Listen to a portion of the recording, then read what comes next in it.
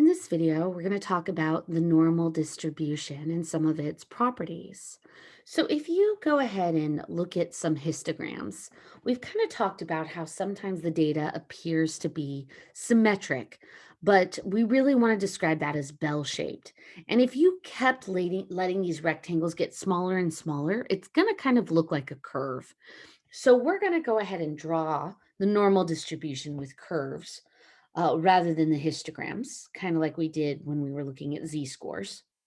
And I want to go ahead and emphasize some of the important properties of the normal curve that we will use and be happy to know. So, bell-shaped curve has the mean in the middle, and then the standard deviations go away on either side of the mean.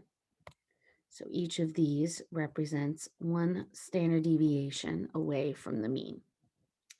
So right here in the middle then, that's where the mean is. And that middle value also happens to be where the median is. And visually, if this were a histogram, we'd be talking about the highest point. So that's also the mode. So that's the first property of the normal distribution. The mean, the median, and the mode are all equal in the middle of the normal distribution. Now it's approximate. They may not be exactly the same, but they will be very, very close. Now we talked about in the last chapter that these kind of continuous distributions will be used to represent probability. So we talked about how the area under the curve is going to equal 1.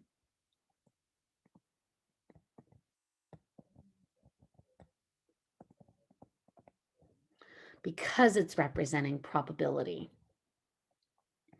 Now, because the mean is in the middle, the area to the left of the mean is going to be exactly 0.5. And it's going to also equal the area to the right of the mean. So these two are both going to be 0.5 in terms of this area.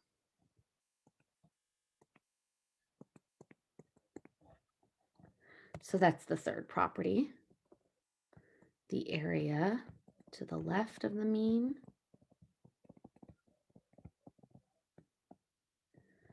equals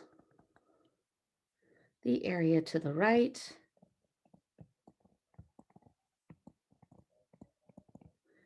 which is 0.5. Okay, now the further a data value gets away from the mean, the further away it starts to be. If the data value is over here, you kind of notice how the curve gets smaller. That's because it's not going to be as frequently occurring. But really what that implies in terms of probability is it's not very likely to occur. So the further, I'm gonna go ahead and give myself a little more space. The further a data value is from the mean,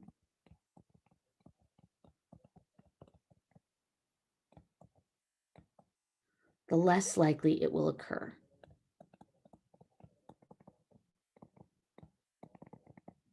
You'll notice, by the way, when I draw my normal distributions, I don't actually connect the lines at the end. That's because I wanted to imply that even though it's far away from the mean, there's still a chance it can happen. Not a very good chance, but still a small chance it can happen. So I kind of do that on purpose. The last property is not going to quite make sense until we talk about it, but we have something called the empirical rule. So the empirical rule holds. So let's talk about what that means, the empirical rule. Now this is on the formula sheet and that's on Canvas. And you're going to probably want to print that because in the next section, we're going to start to use some information off that formula sheet. The z-score formula, by the way, is also on there and another formula we're going to use in this chapter too. Okay, so when we talk about moving away from the mean, one standard deviation above and below, and then 2 and then 3, about 68% of the data is one standard deviation above and below. So this is 68% of all of the data. When you're talking about 2 standard deviations, then we're talking about 95%. So most of the data is going to be within 2 standard deviations of the mean.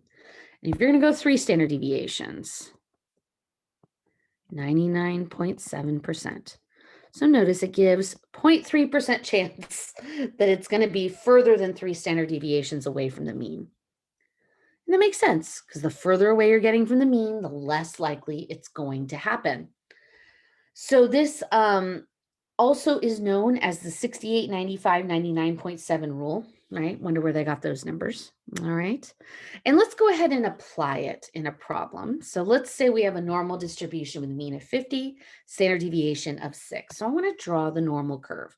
And we are going to be drawing the normal curve on a lot of these problems. So just, kind of cut yourself a little slack, do the best you can. Bigger tends to be better if you're a little sloppier, like me. So in the middle then is the mean, which in this problem would be 50. And then we're going to go 3 standard deviations above and below the mean. So let's start with going above. So we're going to be adding 6. So that's going to be 56. And that's going to be 62. And then 6 again will be 68. And the other direction will subtract 6. So that's going to be 44 minus 6 again is 38. And then again is 32. Now, what that means and represents then are values that would be working for the empirical rule. So let's kind of talk about that then. So for the empirical rule, 68% of the data is between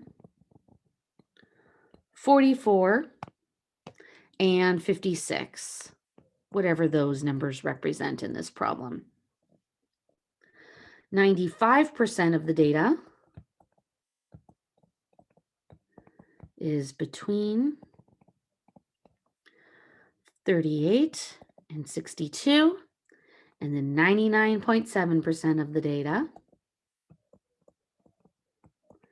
is between 32 and 68. So that's using the empirical rule to kind of discuss that. Let's look at it in a different example.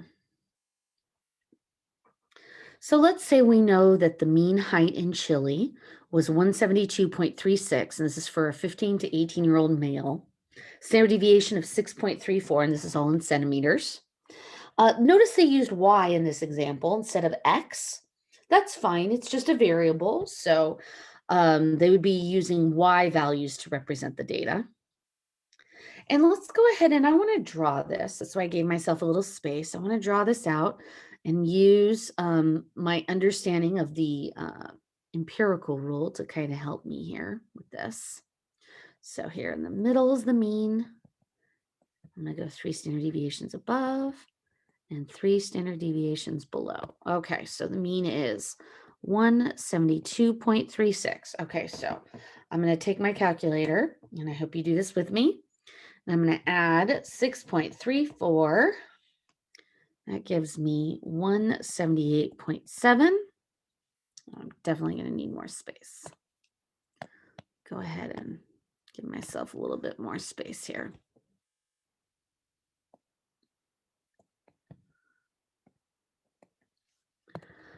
Okay, so I'm going to add it again. And I'm getting 185.04. And then one more time. So I kind of like to get this over with right off the bat and then answer questions.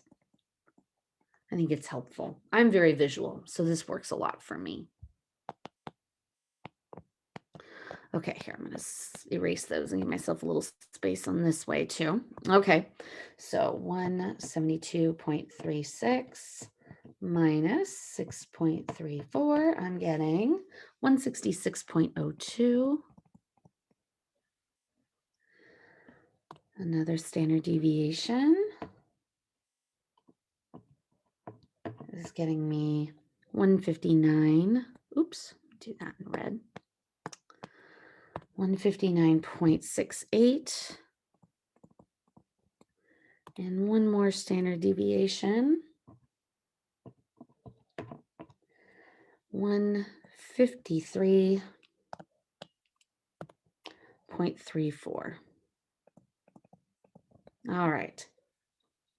So 68% is between what two values? So here, I'm just going to mark the mean. Okay. So because we're using the empirical rule, 68%, that's one standard deviation away. So that would be between 166.02 centimeters and 178.7 centimeters. Okay, then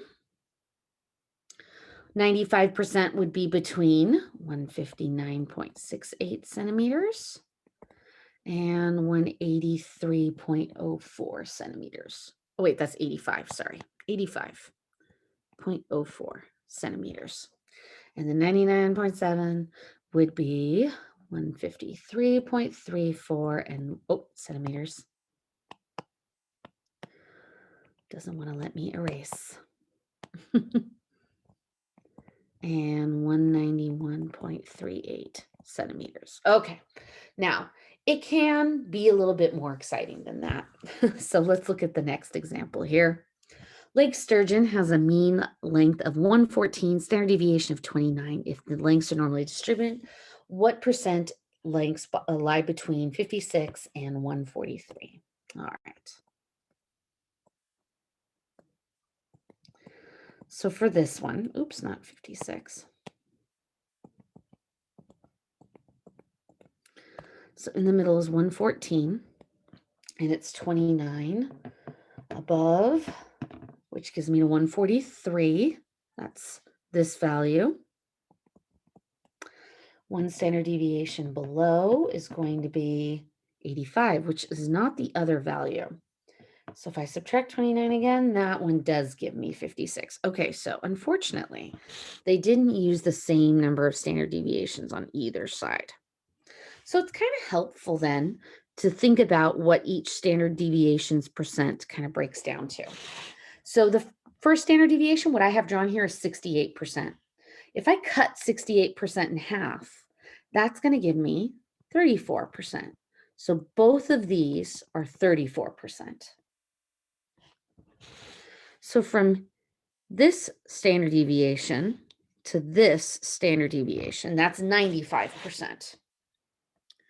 So half of 95 then is 47.5.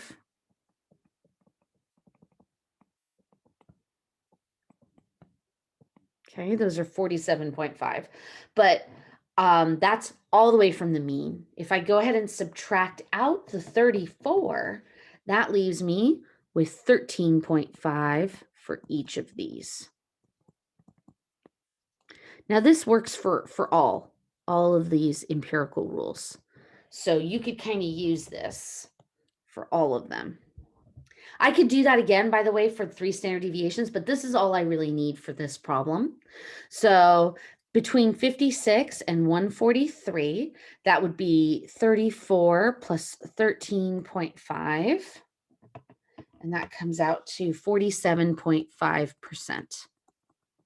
So you could kind of use this to help figure out not the same consistent numbers away from the mean.